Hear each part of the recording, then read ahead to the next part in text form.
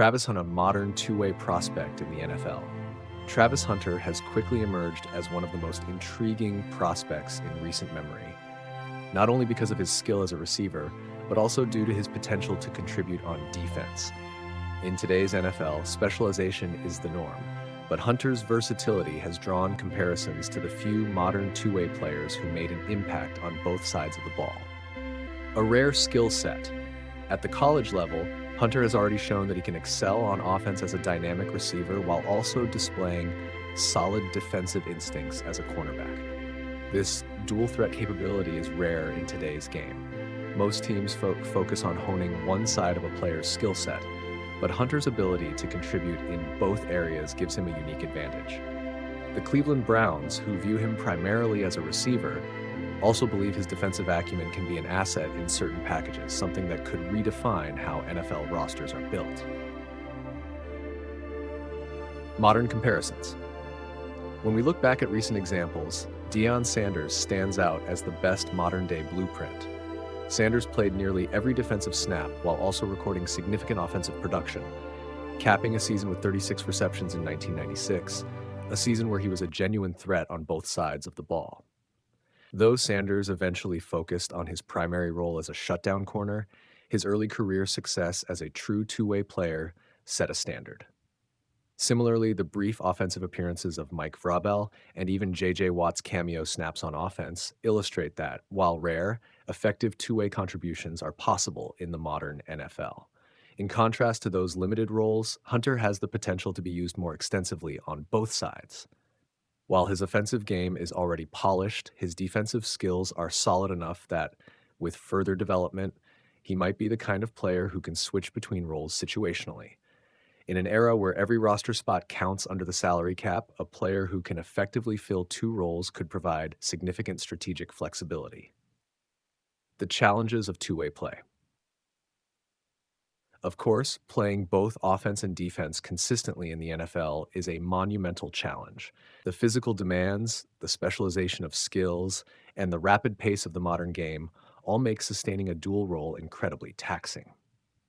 Historically, true two-way players like Chuck Bednarik are few and far between, and most modern players who attempt to contribute on both sides, such as Roy Green or even Deion Sanders, eventually focus on one role to maximize their effectiveness. For Hunter, the question isn't necessarily whether he will split his snaps 50-50, but whether his versatility can be leveraged to provide his team with an extra edge in critical situations. The ideal scenario might be using him primarily as a receiver, but with the ability to slot into defensive packages in specific situations, such as third down packages or in special team situations where a dynamic, athletic presence is needed. Potential impact on the NFL.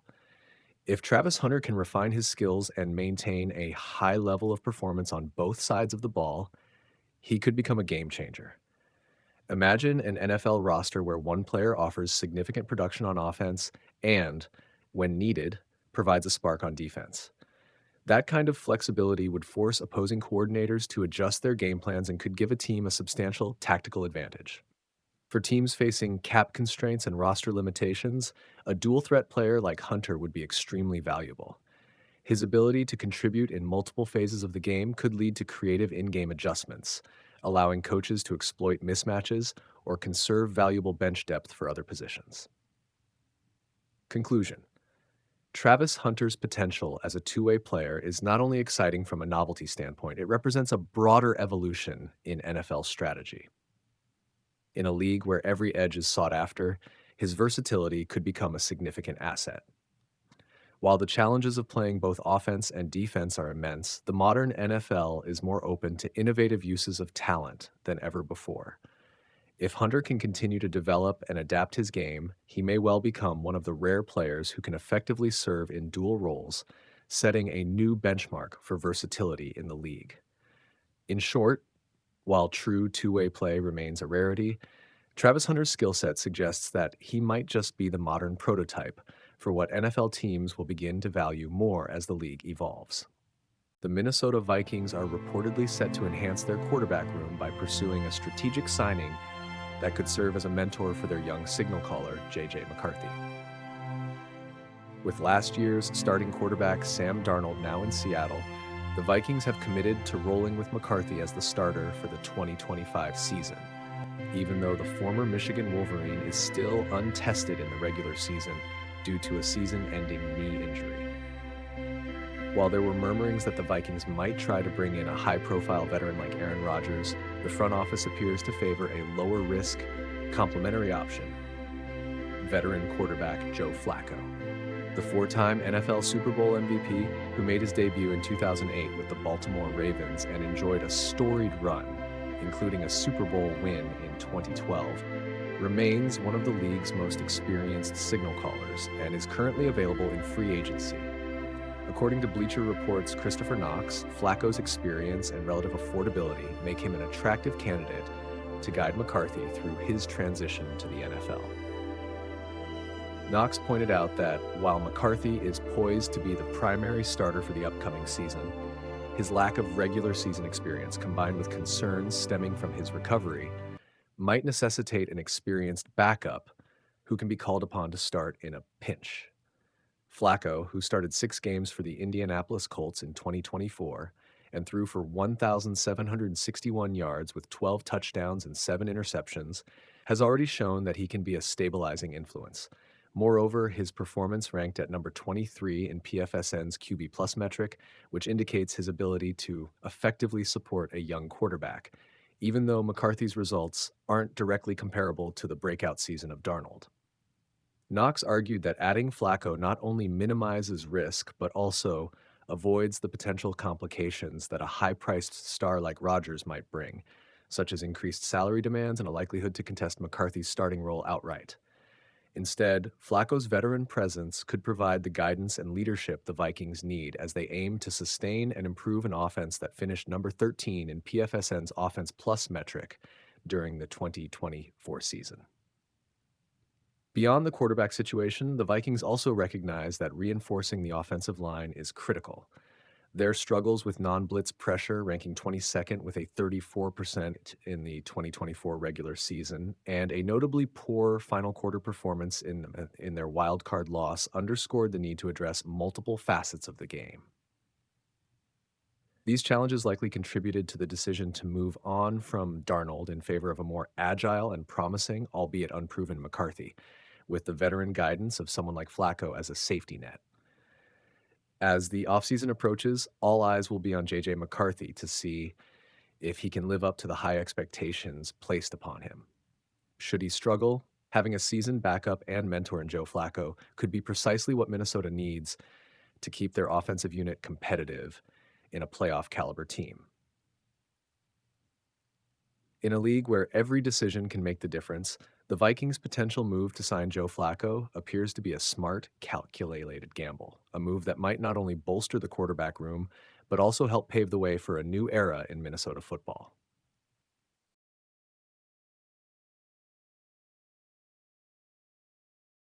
If Aaron Rodgers signs with the Steelers, his veteran presence and unique playmaking could redefine the team's approach and future outlook. Here's a focused analysis on what his arrival would mean. One, immediate impact on the offense. Rodgers brings decades of experience and a proven ability to control games, especially in high-pressure situations. His deep understanding of defenses and precise decision-making could help stabilize and elevate the Steelers' offense. Expect more timely passes and smarter play calling as the team looks to maximize his strengths, particularly in the red zone, with receivers getting consistent, well-placed targets. 2, mentorship and team culture. At 41, Rodgers is a seasoned leader who can mentor young players, including those who may be in line to develop behind him. His influence in the locker room could be transformative, helping to build a culture of accountability and resilience while smoothing the transition for whichever young quarterback the team eventually develops. Number 3, draft and roster implications. With Rodgers signing, the Steelers might not need to spend a first-round pick on a quarterback, which would allow them to reallocate resources to address other roster areas. However, Rodgers' contract would take a significant chunk of cap space, potentially forcing the team to release high-salary veterans and restructure their roster around his leadership. 4, fan and media narrative. Rodgers' arrival is likely to be polarizing among fans. Some will celebrate the signing of one of the NFL's greats, while others may debate if his style and contract truly fit Pittsburgh's long-term vision. Rodgers' proven ability to lead a franchise in critical moments could quickly become a defining narrative, shifting the team's identity and expectations. Number 5, long-term outlook. Ideally, Rodgers' experience will serve as a bridge, providing immediate stability while the Steelers gradually develop a younger quarterback for the future. His success in Pittsburgh could mean transitioning from a short-term solution into a key component of the team's evolving identity, keeping the franchise competitive even during rebuilding years.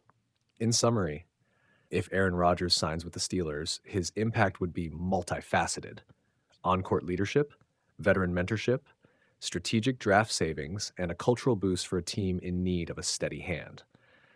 Though his contract could limit financial flexibility, the potential upside of a stabilized and smarter offense could justify the move as a pivotal moment in the franchise's trajectory.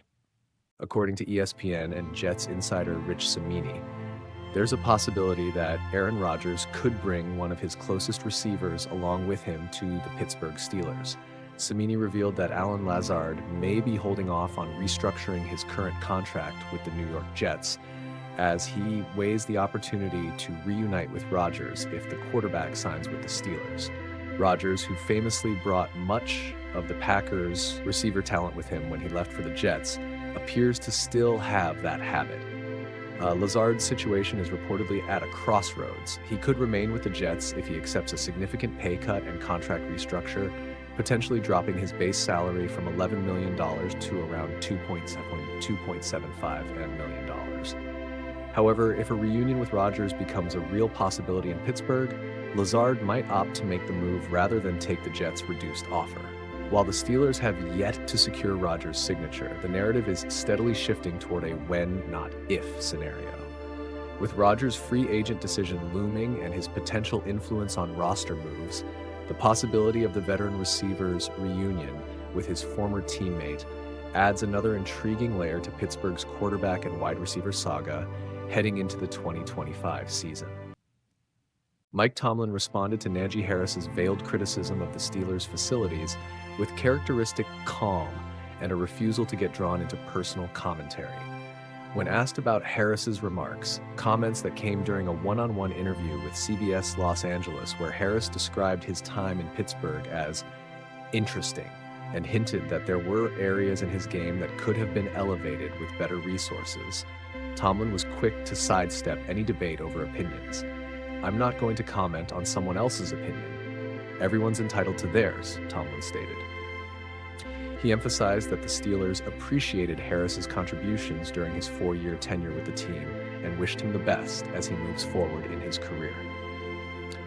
Harris' comments were part of a broader critique he made after touring the Los Angeles Chargers' state-of-the-art facility. He lauded the Chargers' weight room and overall resources, drawing comparisons to his college days at Alabama. "It's not like this everywhere, man. This is a special thing right here," Harris said, implicitly contrasting it with what he experienced in Pittsburgh. This criticism isn't entirely new for the Steelers. For the second consecutive year, the NFLPA's annual facilities report card has ranked the Steelers poorly, number 28 out of 32 teams, despite some improvements, such as adding a game day daycare that boosted their family support grade from an F to a C. However, the overarching sentiment from the report remains that the Steelers are still lacking in several key areas. Tomlin, reflecting on the situation at the NFL owners' meetings, appeared unruffled by the criticism. "We had a great experience with Najee, man," he said, adding that the organization values the efforts and professionalism Harris showed during his time in Pittsburgh. For Tomlin and the Steelers, the focus remains on moving forward, improving where necessary, and not getting sidetracked by differing opinions on facilities. In short, while Najee Harris' comments highlighted a perceived disparity between the facilities of different organizations, Tomlin made it clear that he respects all opinions, but prefers to focus on what the Steelers can control and improve, all while wishing Harris continued success in his career. The Las Vegas Raiders' recent moves have effectively taken them out of the running for a potential Shedeur Sanders acquisition and may even position them as a trade partner for the New Orleans Saints. After trading for Geno Smith and subsequently signing him to a long-term extension that keeps him under contract through 2027, the Raiders have signaled a commitment to stability at the quarterback position. With such a substantial financial commitment on the books, pairing an extension with the selection of a rookie quarterback in the first round no longer makes sense for the organization. In contrast, teams still in the market for a quarterback, such as the Tennessee Titans, Cleveland Browns, and New York Giants, are the first group in line with top draft picks. The Saints, however, find themselves further down the order, positioned alongside the New York Jets. For New Orleans, this means they're less likely to jump ahead of the top 3 picks if they decide to pursue a quarterback. Instead of competing directly for Shedeur Sanders, who is projected to fall between the 2nd overall and late first-round range, the Raiders now emerge as a potential facilitator in a trade scenario. By committing to Geno Smith, the Raiders have removed themselves as direct competitors for Sanders. This move could prove advantageous for the Saints, who might explore trade options rather than trying to convince a team like Cleveland to trade back several spots. Not only could a trade with the Raiders be more cost-effective, but it would also allow the Saints to more easily navigate the market for their quarterback of the future without being locked out by the top 3 teams. In summary, while the Raiders once had the potential to be in the mix for a high upside quarterback like Shedeur Sanders, their decision to invest in Geno Smith effectively shifts the narrative. Now, instead of being a direct competitor, the Raiders could help pave the way for the Saints to acquire the quarterback they need to build for the future.